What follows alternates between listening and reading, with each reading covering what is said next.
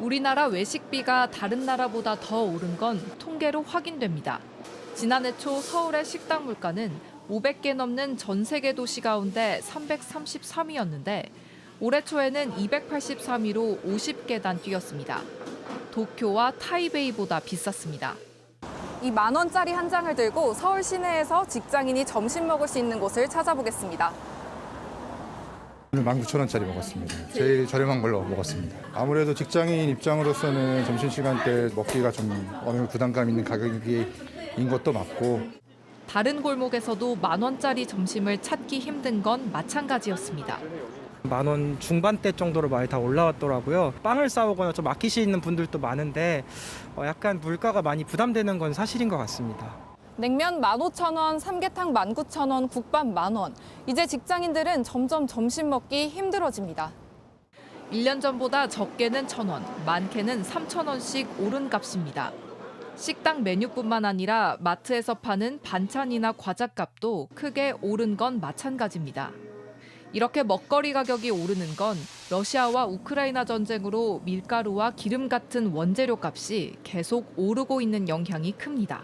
올해 따뜻한 겨울 덕분에 가스를 비롯한 에너지 가격은 주춤하지만 먹거리 가격이 오른 탓에 물가 상승률은 고공행진을 이어가고 있습니다. JTBC 정희윤입니다. 요즘 대부분의 식당에서 소주 한 병을 시키면 5,000원은 내야 합니다.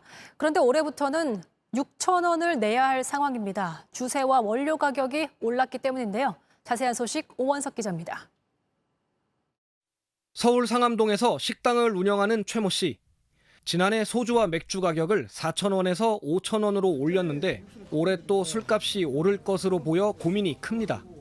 판매 가격을 6,000원으로 올리자니 손님들 저항이 심할 것 같고 그렇다고 술값을 가만 놔두면 마진이 줄까 걱정돼서입니다. 저희도 가격 압박이 있는 거죠. 저희 일단 마진이 이제 줄어들다 보니까 그런 것을 다 고려할 수밖에 없는 거죠. 4월부터 맥주에 붙는 세금이 큰 폭으로 뜁니다. 지난해에는 리터당 20.8원 올랐는데 올해는 30.5원이 인상됩니다. 소주의 경우 세금이 오르는 건 아니지만 원자재 가격이 문제입니다. 소주 원료인 주정을 유통하는 업체가 올해도 주정값을 올릴 가능성이 높습니다. 소주병 공급 가격도 180원에서 220원으로 20% 넘게 비싸집니다. 출고 가격이 오르면 식당에서도 가격을 유지하기 어려워집니다. 작년에 4,000원에서 5,000원 갈 때도 좀 심리적인 타격이 있었는데 5,000원에서 6,000원 간다라고 하면은 직장 끝나고 나서 후배들하고 선배들하고 한잔할 때 좀 심리적으로 너무 타격이 클 것 같아요. 경제적으로도. 일부 수입 맥주도 이달 들어 가격이 10%가량 올라 퇴근길 술 한 잔마저 더 부담스러워질 전망입니다. JTBC 오원석입니다. 연초부터 마주한 가스요금 폭탄은 코로나와 고물가로 씨름하던 자영업자들에게 더 가혹했습니다. 조금이라도 덜 쓰고 아끼는 방법밖에 없다 보니 24시간 간판을 내걸던 식당들은 하나 둘 사라지는 추세입니다. 공다솜 기자입니다. 가게 입구엔 밤샘 영업을 알리는 간판이 붙어있지만 밤 10시가 다가오자 문 닫을 준비를 합니다. 불경기에 외식하는 손님이 줄다 보니 24시간 영업을 포기한 겁니다. 손님이 없으니까 야간에 일하시는 분 인건비도 안 나오는 상황이어서 지금 어쩔 수 없이 저희 그냥 10시까지는 영업하고 있거든요. 도시가스로 오랜 시간 육수를 끓이기 때문에 지난해 인상된 가스요금에 직격탄을 맞았습니다. 한번 쓰게 되면 14시간 정도 끓여야 돼요. 한 40만 원 정도 한 달에 그 정도 나가요. 이번에 뭐 많이 올라가지고 한 달에 한 60만 원? 그 정도 나오는 거예요. 아예 정해진 영업 마감 시간을 없앤 가게도 있습니다. 옛날에는 10시까지 했었는데 지금 뭐 7시 이후에 손님이 딱 끊겨버리니까 그때까지 있어봤자 난방비하고 전기요금만 나가니까 일찍 들어가자 그러는 거죠. 테이블마다 화구를 놓고 음식을 끓이는 구조여서 가뜩이나 가스요금 부담이 큰데 올 1월부터 또 오른 전기요금이 걱정을 더했습니다. 지난해 2대를 돌리던 난방기기를 올해는 한 대도 틀지 않았을 정도입니다. 보시다시피 지금 난방 안 떼고 있는 상태에서 전기요금도 많이 올라가지고 저희가 지금 다 봐죠. 10만 원, 20만 원 오른 것 같은데? 손님이 없어도 꼬박꼬박 내야 하는 월세 부담에 아예 가게 문을 닫고 아르바이트에 나선 자영업자도 있습니다. 낼 거는 많고 그래서 고정 지출비를 밖에서 벌어오는 게 더 득이다 싶어가지고 한 달 정도 문 닫고 다른 데 가서 일해가지고 그걸 충당했어요. 이렇다 보니 자영업자 사이에선 코로나 유행이 정점에 달했을 때보다 더 힘들다는 호소까지 나옵니다. 코로나 때는 지원금을 이렇게 해주고 하니까 그걸로 이제 어떻게 근근히 유지는 했다고 치더라도 지금은 그런 게 없잖아요. 그러니까 남는 건 없어요. 물가부터 인건비, 난방의 전기료까지 오르지 않는 게 없다는 한탄과 함께 자영업자들의 시름이 깊어가고 있습니다. JTBC 공다솜입니다.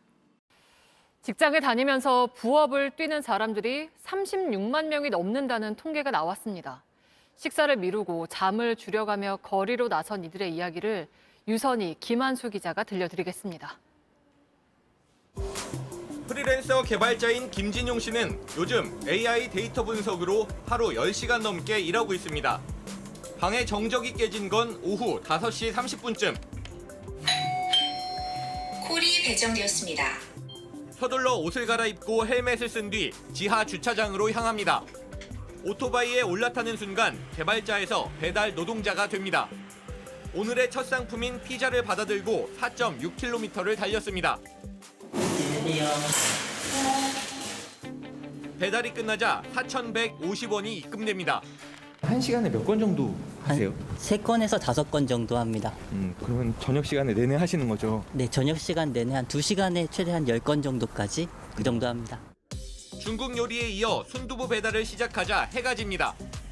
저녁 6시부터 8시까지 39.1km를 이동하며 8건을 배달하고 45,630원을 벌었습니다. 8시가 넘었는데 저녁은 어떻게 하실 거예요? 들어가서 하던 일 마저 하고 간단하게 먹으려고요. 끼니를 걸으며 부업까지 하는 이유, 하루가 멀다 하고 치솟는 물가 때문입니다. 올해 들어서 이자가 한 3배 정도 오르고 밥값도 오르다 보니까 밥 먹는 시간을 조금 미루는 거 말고는 이렇게 방법이 없더라고요. 네, 어떡하겠어요.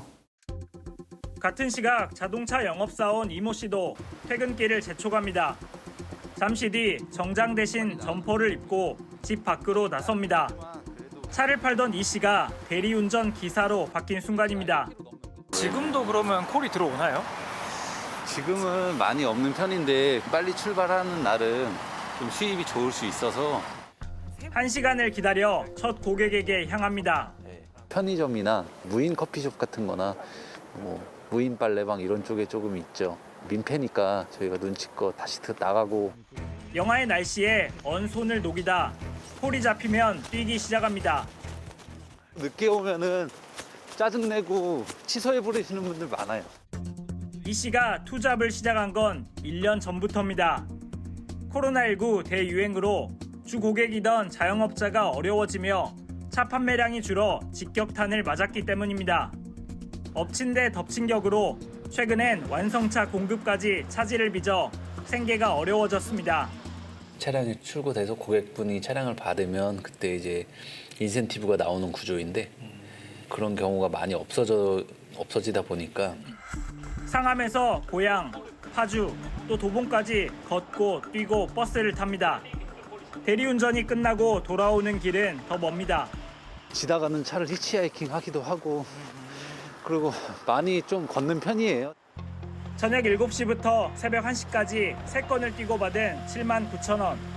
수수료 20%를 떼고 6만 3,200원을 손에 쥐었습니다. 이들처럼 부업에 나선 직장인은 2017년 26만 명에서 지난해 36만 명이 넘었습니다.